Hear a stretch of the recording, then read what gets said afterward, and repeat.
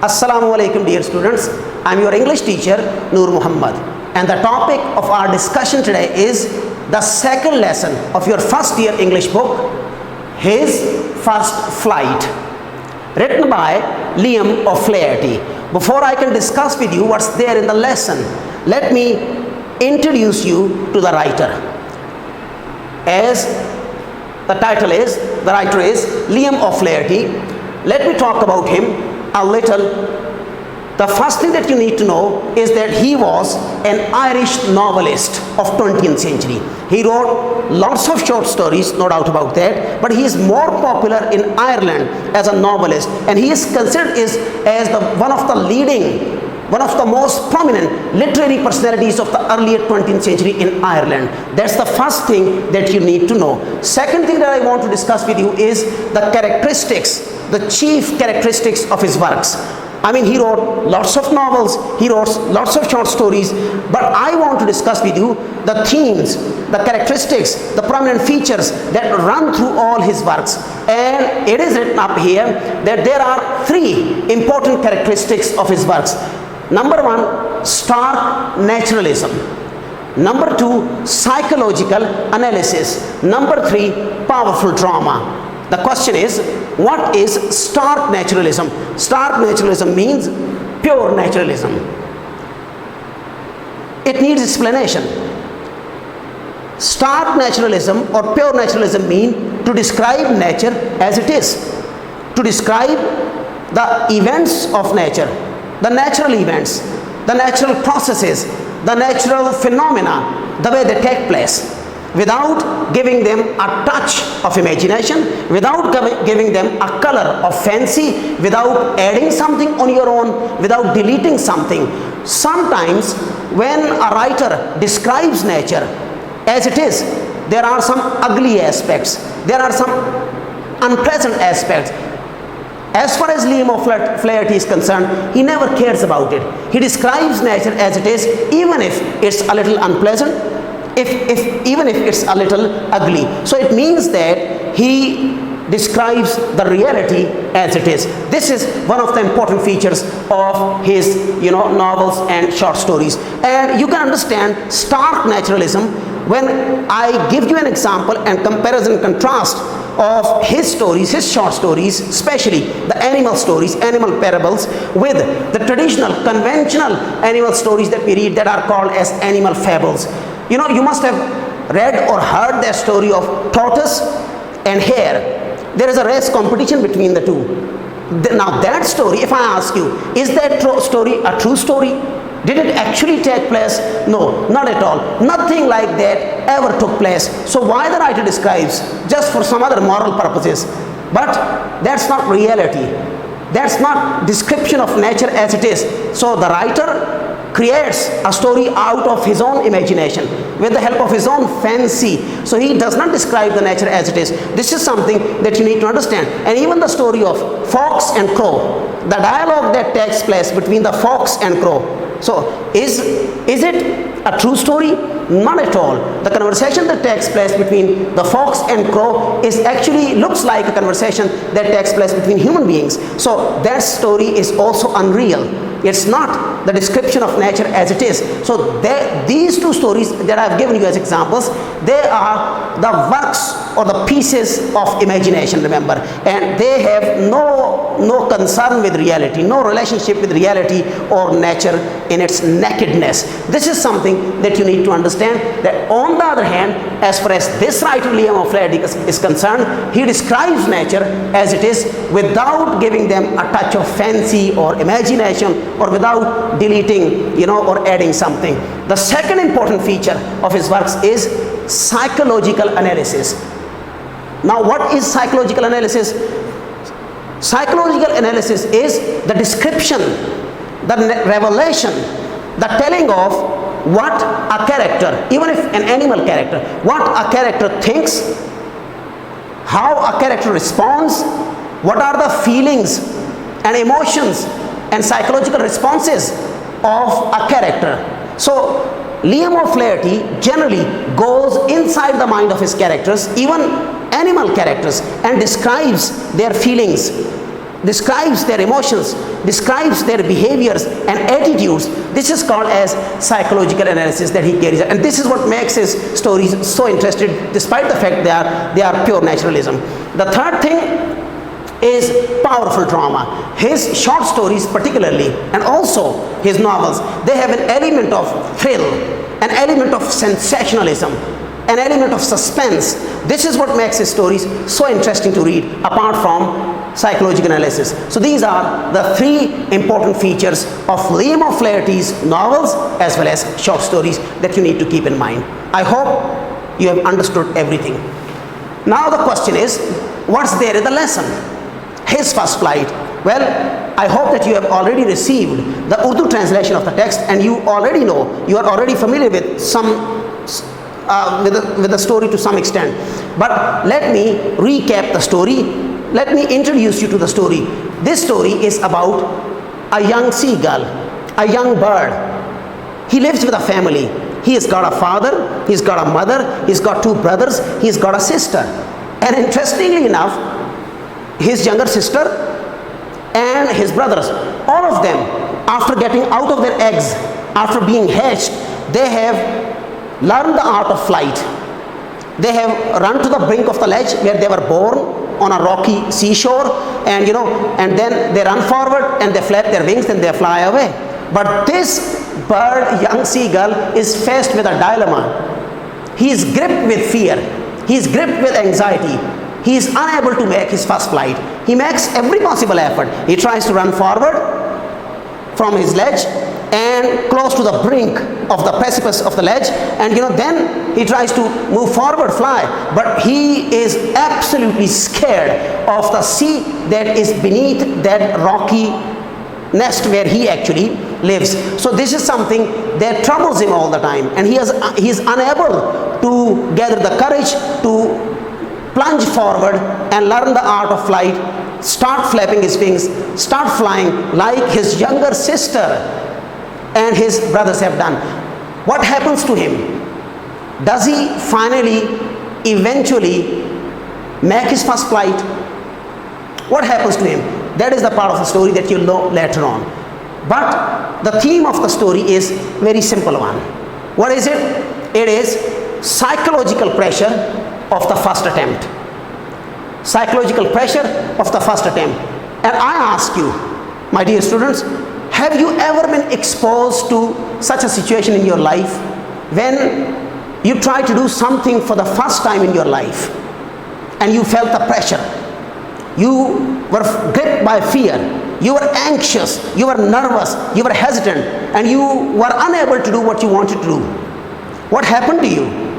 Did you succeed eventually, or did you give up? So that is the basic theme of the story, that we always feel pressure, psychological pressure, whenever we try to do something for the first time in our life, especially when we are young.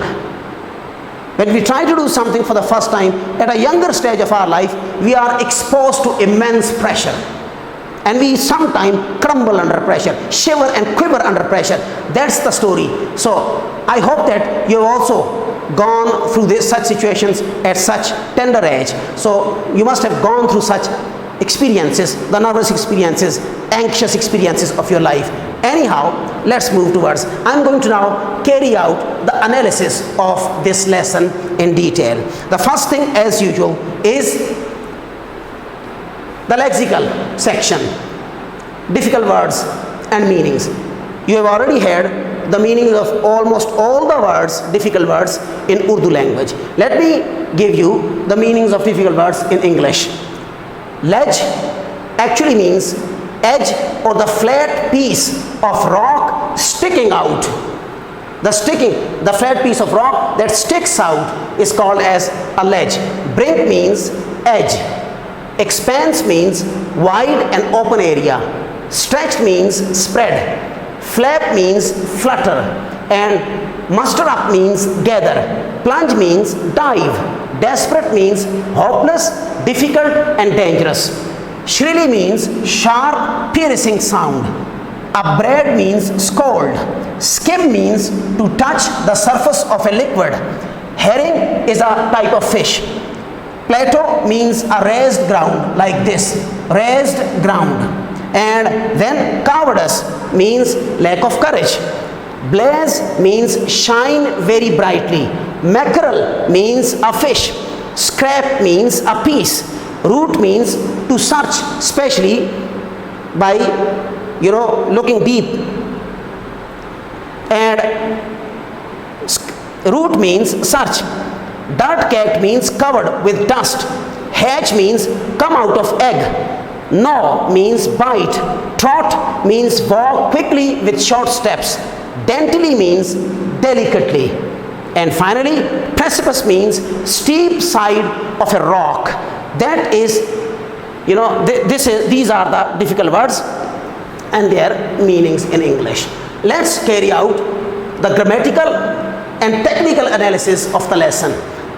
Well, let me tell you, His First Flight is a short story. But to appreciate a short story, to really enjoy a short story in real sense, you need to have the basic knowledge about the elements, the constituents of a short story or novel.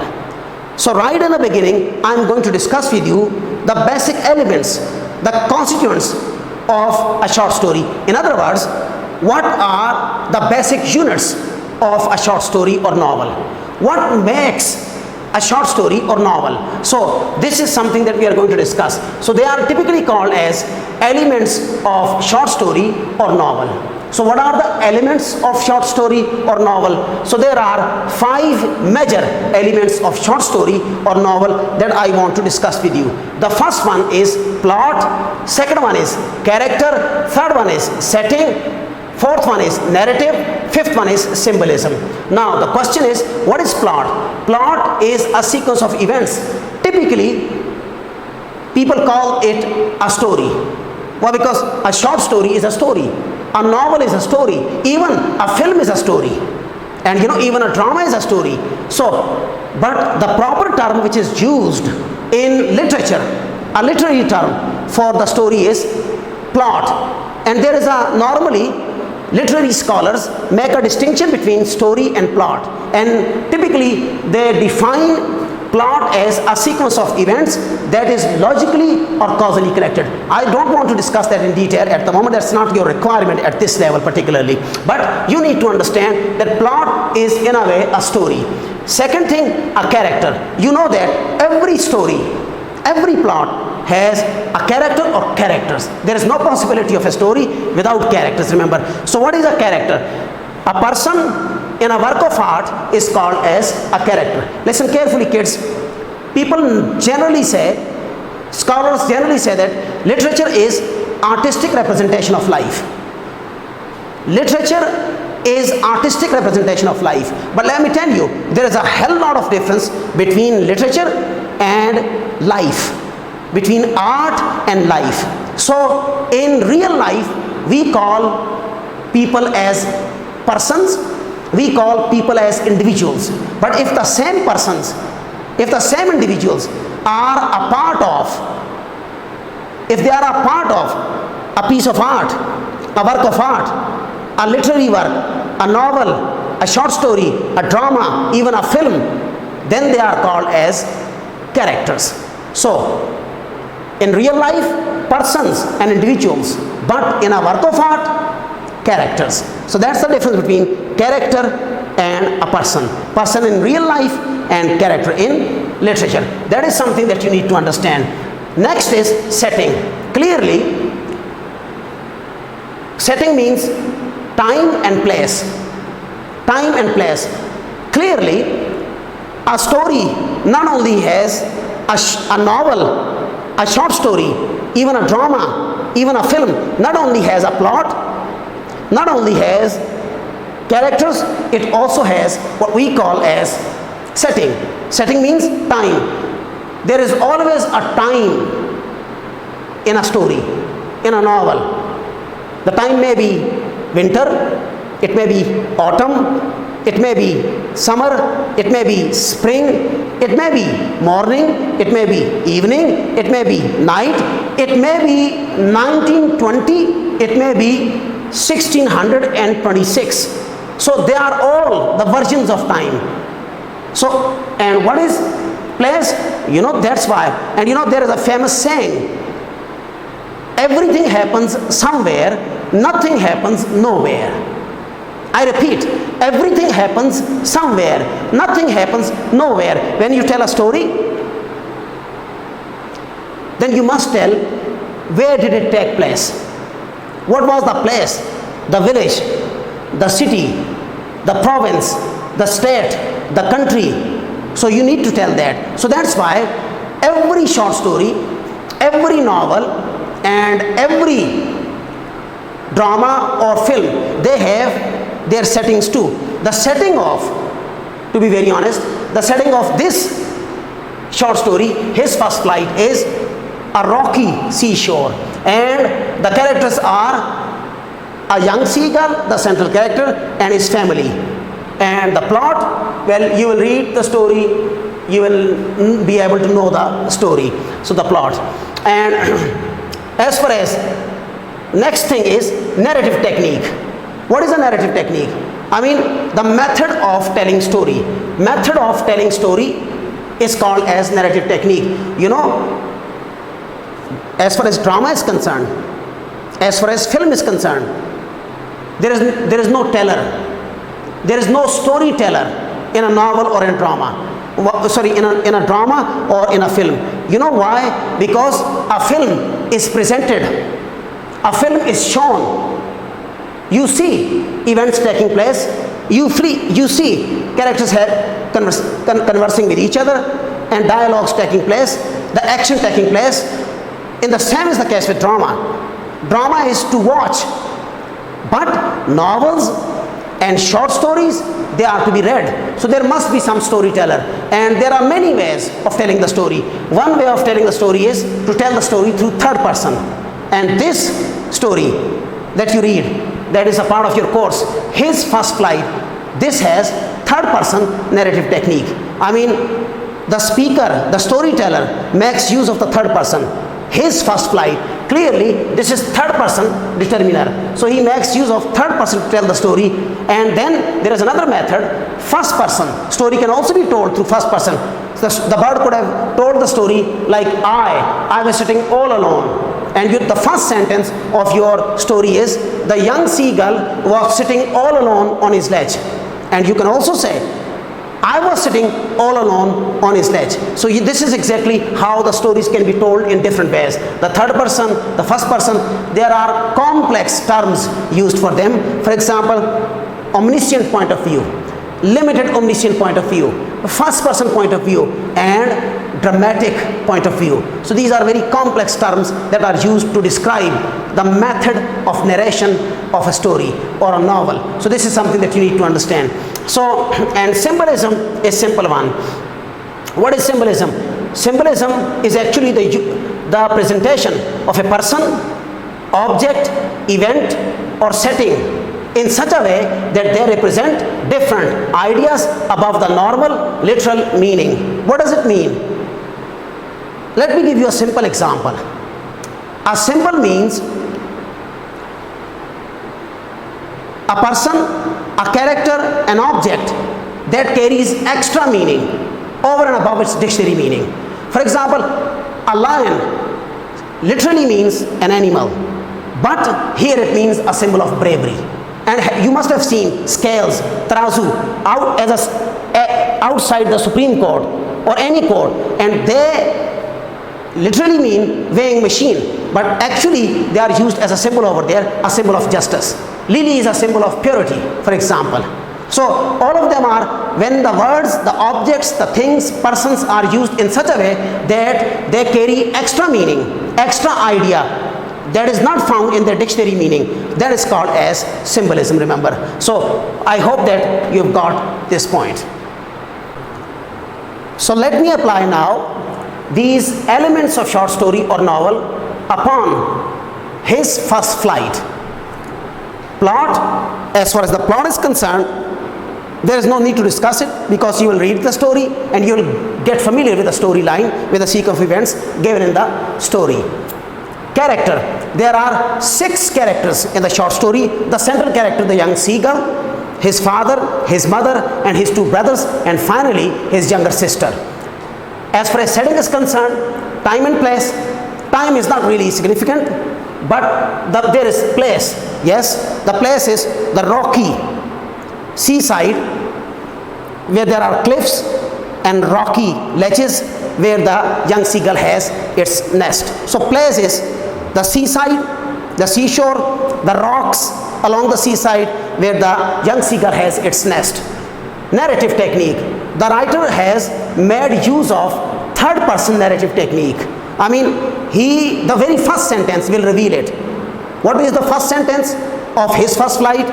The young seagull was all alone on his ledge. The young seagull is a noun, third person noun, and on his ledge, his is actually a third person determiner. In the same way, his first flight, his is also a third person determiner. So you can see that the writer has makes use of third person narrative device. He keeps using the terms he, she, they, it, and noun, the young seagull, or maybe the father and the mother. So you can say that he doesn't make use of the first person. The story doesn't begin like this: I was all alone on my ledge. No, that is not what he says. There is no use of I, there is no use of my, there is no use of your, there is no use of us, nothing like that. So that's why the writer has told the story through a third person, and it is also called as omniscient point of view. There is another third person point of view which is called limited omniscient, but I don't need to discuss that at the moment. Finally, symbolism. I don't think there is a great deal of symbolism in the story, but we can say that the rocky seashore, the cliffs, they may actually symbolize the need for courage, the need for mental toughness, the need for labor to survive. We can say that these rocky mountains or cliffs, they actually represent the theme survival of the fittest in a way. So that is the symbolic significance of those rocky cliffs. This is our discussion of elements of short story. Let me now talk about the grammatical side. Use of past perfect tense is our topic of discussion.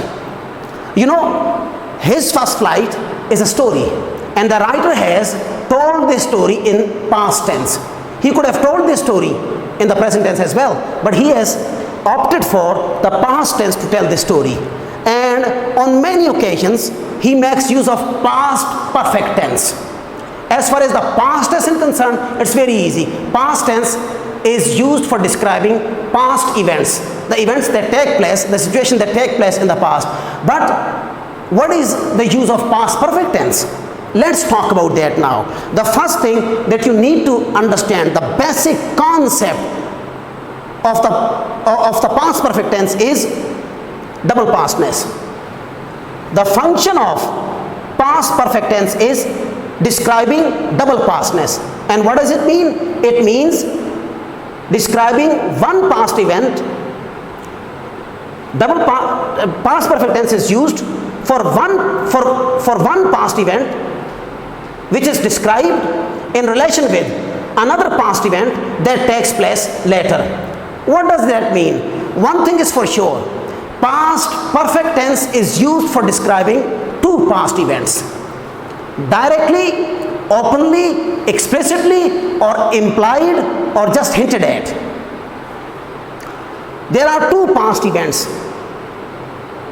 that are described by the past perfect tense, not directly, sometimes indirectly. I mean to say that, let me explain it. There are two past events. One past event takes place earlier than the other past event. One event takes place in the past earlier than another event that also takes place in the past. The event or the situation that takes place earlier is described with the help of past perfect tense, and the event or the situation that takes place later is described with the help of simple past tense, the second form of the verb. That is the difference. But let me tell you one thing, as I have just told you, that in past perfect tense it is not necessary that both the events are explicitly mentioned. Sometimes the second event that takes place later is just hinted at, is just implied, and we can pick it, we can guess it by looking at certain tense indicators, some words or phrases. So we can guess from that. But one thing is for sure, that past perfect tense is always used for describing double past tense, for describing two events taking place in the past. The first event that takes place earlier is described with the help of past perfect tense, and the second event that takes place later is described with the help of just past tense. I have a graphical representation for your convenience so that you can understand it properly. So this is timeline, and I have divided this timeline into three sections. This is the first one, from here to here. This is past, and this line represents present, and from here to here it is future. And these lines, dots, they actually represent units of time. They may be days, weeks, months, years, whatever. Now here it is, we are dealing with the past tense. We are dealing with the past perfect tense. So we are going to talk about the past section of this timeline. There are two events. This dot represents an event, a situation taking place in the past. This dot also represents an event, a situation taking place in the past. This is the first event that takes place in the past. This is the second event that takes place in the past. And this event takes place earlier than this event. So when you are talking about this event, you are going to use had plus past participle form, third form of the verb, past perfect tense. And when you are talking about the second event that took place later, then you are going to use second form of the verb, past indefinite tense. Let me give you an example. For example, I am going to give you an example of two events taking place in the past. One event is my departure for Karachi. I leave for Karachi. And the other is my brother's arrival from Punjab University. So he comes from Punjab, he comes home from Punjab University, from Lahore. And then the first event was I leave for Karachi. Now that there are two events taking place in the past. For example, in the month of June. Now I leave for Karachi earlier than my brother arrives. Two events, both taking place in past, in the month of June, with a gap of 4 days, for example. Now, which event took place earlier? The event of my departure for Karachi took place earlier, and the event of my brother's arrival from Lahore, it took place later. So, because my departure for Karachi took place earlier, we are going to describe it with the help of past perfect tense, had plus past participle form, third form. And because my brother's arrival from Lahore it took place later on, so we are going to describe it with the help of past form or second form of the verb. And I can convert occurrence, happening of these two events in a sentence. I had left for Karachi. Had left. Had plus past participle form, past perfect tense. I had left for Karachi before my brother arrived. My brother arrived, second form of the verb, past tense. See, I have used had left, past perfect tense, for my departure for Karachi because it took place earlier, and I have used arrived, past form, second form of the verb, for my brother's arrival from Punjab. So this is past tense because it took place later on. So this is an example, and there are some classical examples of past perfect tense, two clauses of the past perfect tense and past indefinite tense. And for example, I can say the patient had died before the doctor came. The death of patient took place earlier, and the arrival of the reaching of the doctor took place later. So the event that took place earlier, the death of the patient, is described with the help of past perfect tense. The patient had died, and we are going to use past tense for the doctor's arrival because he came later. The event of his arrival took place later, before the doctor came. So this is, I hope that you've got the rough idea of what exactly is the use of past perfect tense. This was our discussion of the grammatical and technical aspect of the lesson, His First Flight. Now we are going to talk about the theme, or the thematic and the critical aspect. We have already discussed the thematic or the thematic aspect, that this story is about first attempt, and the theme of the story is psychological pressure of the first attempts in life. Whenever we try to do something for the first time in our life, we feel pressure, especially when there are people around us observing us. We are under pressure, we are under stress, and there is anxiety that grips us, the fear that grips us. We sometimes even quiver and shiver and sweat. This is always, if not always, most of the time, it is the case with us when we try to do something for the first time in our life. So I ask you, have you felt such pressure in your life? Have you faced the anxiety, the fear while trying to achieve something for the first time in your life? Just think about it, recall your experiences. That's exactly the experience of this bird, the young seagull. Whether he succeeds in making his first flight or he doesn't, that is something that you'll know through by reading the lesson. Let's talk about the critical. Now I have a critical question for you. This story is about the young seagull, his parents, his two brothers and a sister. They are birds, and birds or animals are very, very different from us, Homo sapiens, human beings. We cannot expect them to behave, to think, to live like us, and we do not live like them. There is no need to discuss it. There is a huge difference between Homo sapiens as a form of life, as species, and the other forms of life, other species. If there is such a huge difference between humans and animals, then why are we humans interested in reading stories about animals? Why do we, in the first place, why do we write such stories? And why do we read such stories?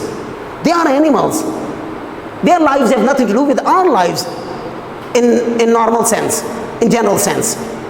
So why do we write such stories? And why do we read such stories? Is there any connection between animals and us? What's the reason? Why are we interested in reading such stories? Think about it, and I hope you would be able to come up to some sort of conclusion. Thank you very much. I hope that you have enjoyed the lecture and understood it thoroughly. Assalamu alaikum.